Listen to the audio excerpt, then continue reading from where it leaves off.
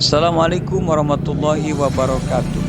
Sahabat YouTube dimanapun Anda berada, siang ini kami informasikan pada hari Minggu 30 Januari 2022 telah terjadi kecelakaan yang sangat fatal di daerah Simpar, tepatnya antara Jalan Panjalu dan Sukamantri.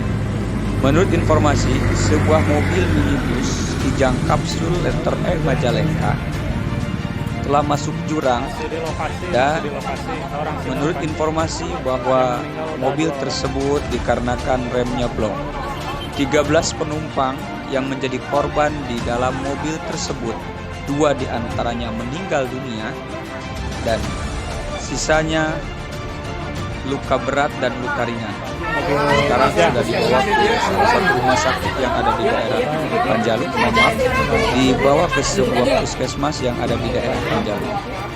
Menurut informasi bahwa rombongan tersebut akan menuju Tasikmalaya, yang menurut informasi adalah untuk bertujuan mengantar anaknya untuk kuliah. Demikian laporan masih di lokasi orang Sindang Panji. Semoga yang kita meninggal selalu dua diberikan orang. keselamatan oleh Allah Subhanahu